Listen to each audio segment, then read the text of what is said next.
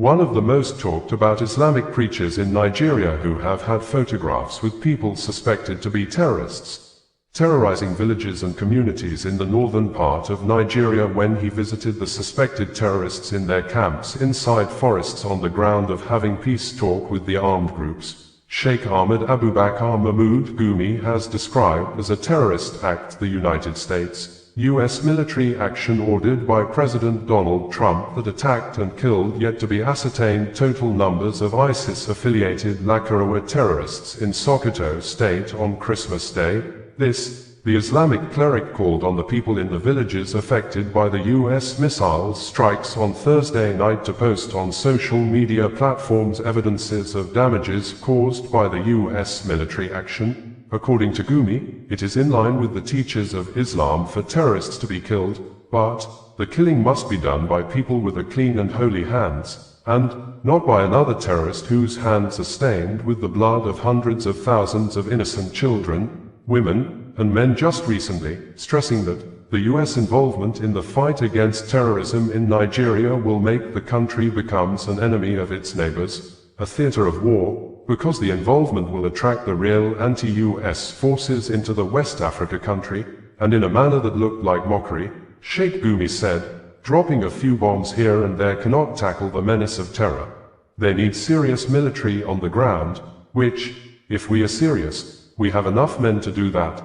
In contrary to Gumi's assertions, the Nigeria government, through the office of the Minister of Foreign Affairs, Yusuf Tuga, said it was President Bola Ahmed Tinubu on Thursday that gave the US the approval to carry out the strikes against the terrorists. But the government statement apparently did not go down well with Omoyele Sowore, a human rights activist and the founder of Sahara Reporters news media, who insisted that it is evident that the strikes were carried out without the genuine authority or informed consent of the weaklings masquerading as government under Asiwaju Bola Ahmed Tinubu, and in a swift reaction to Omoyele Sowore, one of the recently nominated and confirmed ambassador-designate, Reno Omokri, said, "I am afraid I will have to disagree with Mr. Omoyele Sowore, and others like him, who are misinforming the Nigerian public that the recent actions against terrorists are proof that Nigeria lacks sovereignty.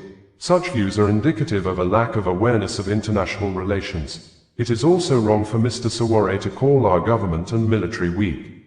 Sheikh Ahmed Abubakar Mahmoud Gumi, in a statement titled, "The Symbolism of the US Strike," he shared on his verified Facebook account when he reshared the news link of a post published by CNN on Friday, said, "Annihilating terrorists is an Islamic obligation. The Prophet, peace be upon him, wished he annihilated them. He said, should I live till they appear, I would kill them as the killing of the nation of Ad. Al-Bukhari and Muslim." This said, it should only be carried out by clean, holy hands, not by another terrorist whose hands are stained with the blood of hundreds of thousands of innocent children, women, and men just recently. This is the mistake Nigeria has made. Terrorists don't fight terrorists in While many Nigerians were asleep after the 2025 Christmas celebration, the United States, U.S. warship moved close and took position in the territorial Africa waters, then launched missiles at the dead of the night on Thursday into areas predominantly dominated by the Lakurawa terrorists in the Nigeria northwestern state of Sokoto, with President Donald Trump saying many of the terrorists were killed, but the Islamic State of Iraq and Syria, ISIS in the West Africa province, is yet to issue a statement over the airstrikes on the Lakurawa camps in Sokoto, the armed group that is affiliated with the Islamic State Sahel province operating in Mali, Niger, and the Nigeria Kebbi and Sokoto states, whose activities are mostly observed in 5 local government areas of Tangaza, Gudu, Alela, Binji, and Salame in Sokoto state. Some residents at Jabo village in the Tambul local government area of Sokoto state posted videos online to indicate that some components used in making the missiles fell on a farmland in the Jabo village. The videos showed a lot of the villagers, mostly younger ones, holding phones with touchlight on, recording the scene of the burning parts of one of the missiles in the farmland, while some took a closer camera angle shot of some of the components that have manufacturing inscriptions, dates and brand labels. The U.S. Africa Command, in a statement a few hours ago, said, at the direction of the President of the United States and the Secretary of War, and in coordination with Nigerian authorities, U.S. Africa Command conducted strikes against ISIS terrorists in Nigeria on December 25, 2025, in Sokoto State. President Donald Trump, while announcing the military action through his Truth social media platform on Thursday night, said, "Tonight, at my direction as Commander-in-Chief, the United States launched a powerful and deadly strike against ISIS terrorist scum in northwest Nigeria, who have been targeting and viciously killing, primarily, innocent Christians, at levels not seen for many years, and even centuries. I have previously warned these terrorists that if they did not stop the slaughtering of Christians, there would be hell to pay, and tonight, there was." The Department of War executed numerous perfect strikes, as only the United States is capable of doing. Under my leadership, our country will not allow radical Islamic terrorism to prosper. May God bless our military, and Merry Christmas to all, including the dead terrorists, of which there will be many more if their slaughter of Christians continues. Peter Hegseth, the U.S. Secretary of War, reiterated the U.S. President's announcement in a tweet, saying, "The President was clear last month. The killing of innocent Christians in Nigeria, and elsewhere, must end. The Department of War is always ready, so ISIS found out tonight, on Christmas. More to come. Grateful for Nigerian government support and cooperation. Merry Christmas." On November 25, 2025, Peter Hegseth had said, "Yes, sir. The killing of innocent Christians in Nigeria, and anywhere, must end immediately. The Department of War is preparing for action. Either the Nigerian government protects Christians, in an effort to challenge and prove wrong the statement of Harrison Gwamnishu, a well-known civilian volunteer assisting Nigeria security operatives with intelligence information that has led to the arrest and killing of suspected kidnappers in gun battle, that Harrison Gwamnishu, was never arrested or charged to court by the Nigeria police force over the 5.4 million nairas he allegedly removed from the 20 million nairas ransom he was contracted to hand over to the kidnappers for the release and rescue of the married couple kidnapped in Avili community in the Etsiko West local government area of Edo State in late November 2025. A leading Nigeria social media influencer and human rights activist, Martins Vincent Otts aka VeryDarkMan, on Tuesday night took to his social media pages and presented an apparent questionable court document, probably with malicious intent to manipulate and mislead unsuspecting members of the public in order to malign the character of Harrison Gwamnishu. This, in the court document presented by VeryDarkMan, the alleged charge serial numbers were covered with a colored ink. No date of court sitting was written on the court document. The document indicated that the alleged 3-count charges were drafted and signed on the 18th of December 2025, a day before Harrison Gwamnishu was asked to go home from the police custody on December 19, 2025, while awaiting the advice of the Department of Public Prosecutor, DPP, on the matter. And the apparent fraudulent court document did not show the officer or the person responsible for the court count charges, and VeryDarkMan apparently in a manipulative manner did not show the full signature and any name of the officer who authored the alleged court charges. VeryDarkMan claimed in the video that the prosecutor wanted Harrison Gwamnishu jailed for 6 months, but the judge he identified as Justice Etinosa Adekombi allegedly on her personal consideration, because of the Christmas and New Year season and public intervention, decided to grant Harrison Gwamnishu bail. Harrison Gwamnishu says he was never arrested by the police or charged to court as speculated in the public spaces over the 5.4 million nairas he allegedly removed out of the 20 million nairas ransom he was given to hand over to kidnappers, and as well apparently used the money as a bait to stage sting operation for the release and rescue of the husband and wife simply identified as Mr. and Mrs. Ibrahim, kidnapped in Avili community in the Etsiko West local government area of Edo State, which generated public reactions after the kidnappers set free the wife and kept the husband in captivity on the ground that the money given to them was not complete, and some persons who have access to the apparent sensitive security information went public to create an impression as if Harrison Gwamnishu stole part of the ransom money. even when Harrison Gwamnishu explained to them that it is part of his operational procedures to remove some cash from the ransom money.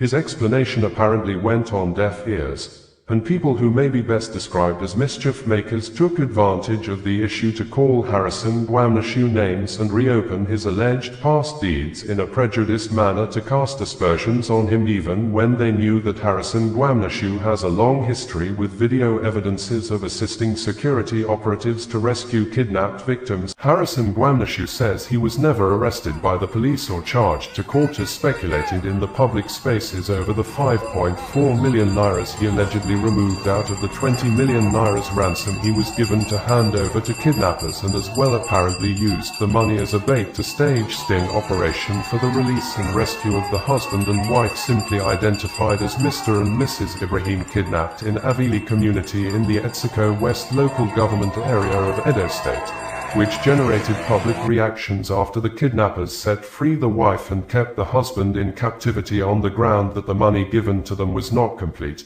And some persons who have access to the apparent sensitive security information went public to create an impression as if Harrison Gwamnishu stole part of the ransom money, even when Harrison Gwamnishu explained to them that it is part of his operational procedures to remove some cash from the ransom money.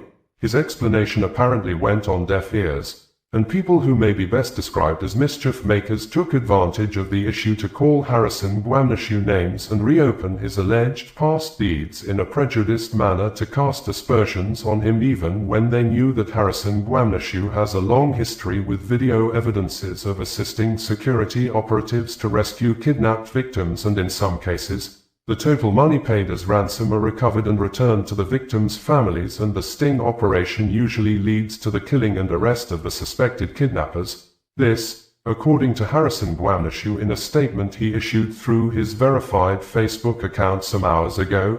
He was the one who personally submitted himself voluntarily to the Edo State Command of the Nigeria Police Force to enable the police investigate his action, that he never had the intention of stealing the money, and his action of removing some money from the ransom was part of his usual operational procedures, adding that the police never charged him to court, and while in self-detention with the police, he became the cell president and he facilitated the release of 4 persons who were probably arrested and detained by the police unjustly for a crime the beneficiaries may know nothing about. And a video posted online by Harrison Gwamnishu on Monday night showed he arrived home to the waiting hands of his elderly mother, who was seen in the video singing, dancing with other family members, friends and well-wishers, and screaming loud with joy, while using one of her hands to caress the chest of her son, Harrison Gwamnishu, during which she said a lot of prayers in her local dialect.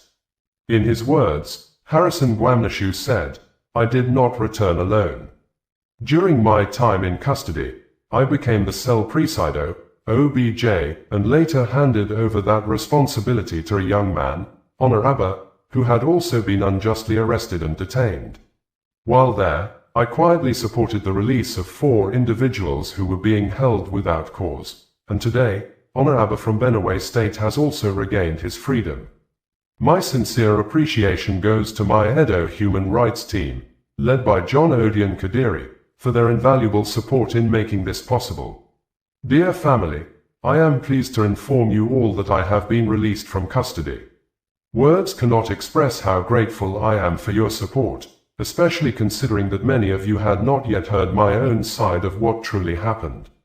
For barely 1 month after terrorists invaded the Christian school on November 21, 2025 and kidnapped over 230 school children at the St. Mary Catholic Church School in Papri Town in Niger State, the Nigeria government under the leadership of President Bola Ahmed Tinubu has announced the complete release of all the abducted church school children by the terrorists. According to the presidential spokesperson, Bayo Onanuga, the terrorists released the kids based on intelligence-driven operations, but some Nigerians who took to the comment sections of the presidential spokesperson on social media said the government should come out clean and tell the public the truth that it paid money as ransom to the terrorists to secure the freedom of the kids, stressing that terrorists don't release kidnapped victims for free.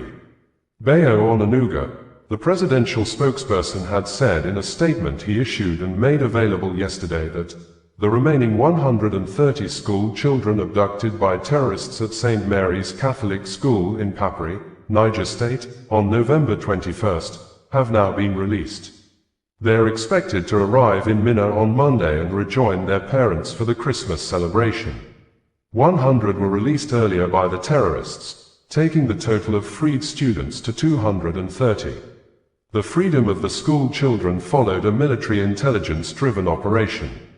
Some social media users who are apparently Nigerians took to the comment sections of the presidential spokesperson post both on Facebook and X social media platforms and expressed themselves over the new developments, some of which are presented verbatim below.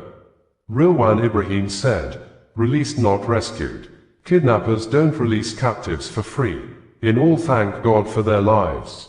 Femi Adeboye said, "So what happened to their abductors? Were they engaged in, the way they understand, or they were released after monetary negotiation?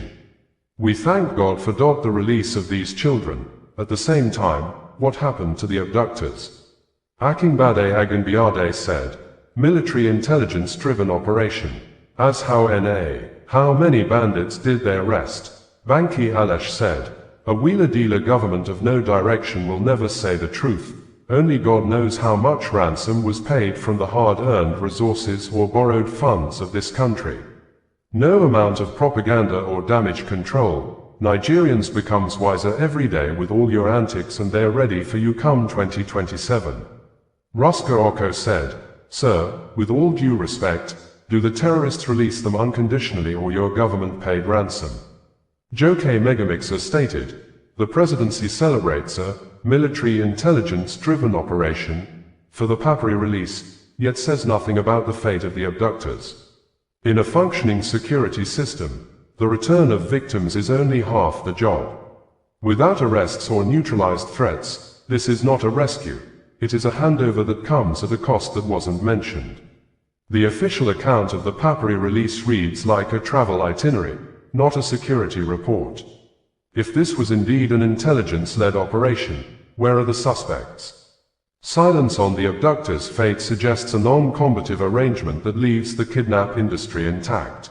Increasing rates of mass shooting leading to mass murder in South Africa recorded another new figure on Sunday early morning in the Bekkersdal town near the southwestern part of Johannesburg in the Gauteng province when about 12 masked unknown gunmen invaded a public drinking, accommodation and relaxation spot known as Tavern, shooting into the pub and shot people as they sight them on the street while fleeing, leading to the killing of 9 persons as confirmed by the local authority, with additional 10 persons sustaining injuries. This occurred less than 3 weeks when gunmen stormed an illegal drinking establishment also known as Shebeen at a hostel in Salisville, west of Pretoria, wherein 12 people were killed, including a 3-year-old child, a 12-year-old boy, and a 16-year-old girl, and in 2024 alone, 26,232 murder cases representing more than 70 people killed per day in South Africa was reported by the South African Police Service, SAPS, and a non-governmental organization, the Democratic Alliance. BC had stated in its report earlier in the year that between January and March 2025, 5,727 people were murdered, representing an average of 62 people killed per day in 2025 first quarter, and 6,985 attempted murders were recorded, 75 per day. 43,776 assaults with intent to cause grievous bodily harm were reported, representing 475 per day. 10,688 people were raped, 116 per day. 4,571 kidnappings occurred, 49 per day. 11,111 common robberies and 35,374 commercial crimes were reported, representing 504 per day. And as at the time of filing in this report on Monday morning, the South Africa President, Cyril Ramaphosa, is yet to issue statement or announce policy action over the Sunday recent mass murder in the country, just as residents who spoke with local media blamed the attack on illegal miners known by the group name Zamas and the residents believed the police are in cahoots with the different gangsters terrorizing communities in South Africa. Local residents who spoke with local news media said that the mass murder in Bekkersdal occurred around 1 a.m. early morning night on Sunday, December 21st, with about 12 gunmen in a white van and silver sedan opened fire at the Gwamnishu Tavern in Bekkersdal, southwest of Johannesburg. A resident who spoke with Newsroom Africa television said, "It is bad, my sister. The thing is, this has become a norm in this township. Young kids, tender kids as young as 2, 3 years old, when a gunshot sounds, they don't flinch. They would ask you, which direction does it come from? They're used to gunshots. Little kids. Now you can imagine how much about old people. What happened yesterday is a reflection of, I don't know how to put it, maybe, let me put it straight, a reflection of neglect by the police. Criminals, they do as they please here. These guns, they sound each Bringing you the news in a more digital way.